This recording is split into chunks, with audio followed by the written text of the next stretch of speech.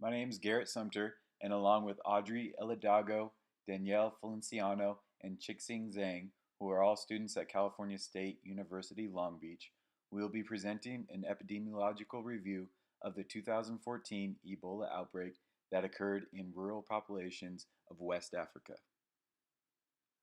The first documented cases of Ebola were reported in 1976, and while several dozen outbreaks have occurred since then, with varying degrees of mortality, almost all of them originated in Western Africa.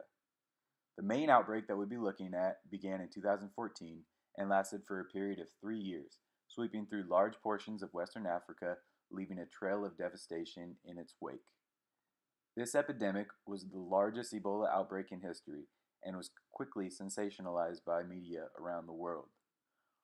According to the CDC, there were a total of 28,652 suspected cases in this outbreak, resulting in an unthinkable 11,325 deaths. In other words, 2 out of 5 people who got Ebola in this outbreak died, a mortality rate of 40%. And while this mortality rate is not uncommonly high for the Ebola virus, the sheer number of people infected by Ebola in this outbreak produced such a deadly outcome. As a result of this outbreak, the economy in these Western African countries took a major hit, losing an estimated $2.2 billion in gross domestic profit in the year 2015 alone.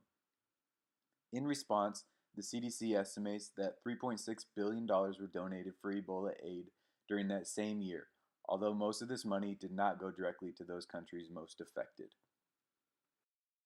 Here we have a table representing the reported cases of Ebola in the 2014 to 2016 outbreak over time.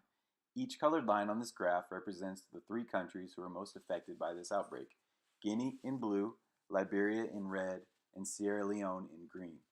Although several other countries did experience Ebola cases during this outbreak, these 3 countries represented 28,616 of the reported 28,652 cases. As you can see at the beginning of this graph, in the lower left-hand corner, the first reported case of Ebola for this outbreak occurred in March of 2014 in Guinea. And then several months later, Sierra Leone and Liberia both experienced their first cases. And then if you look at the top of the graph, you can clearly see that Sierra Leone experienced the highest amount of Ebola cases during this outbreak.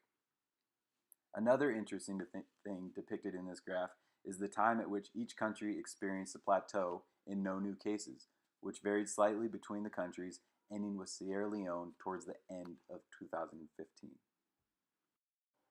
This map illustrates the 2014 Ebola outbreak in kind of a different way of looking at it. As we discussed on the previous slide, Sierra Leone experienced the highest number of cases, with surrounding Guinea and Liberia also being hit hard by this outbreak. As you'll hear from the other presenters in the group, Ebola remains a dangerous disease for a number of reasons. The Ebola virus has a high pathogenicity, or the ability to cause a disease, as well as a high virulence, meaning once infected, it can go on to cause a great deal of damage and death. And despite the increased amount of money that has gone to Ebola research over the past several years, there remains no approved treatment or cure.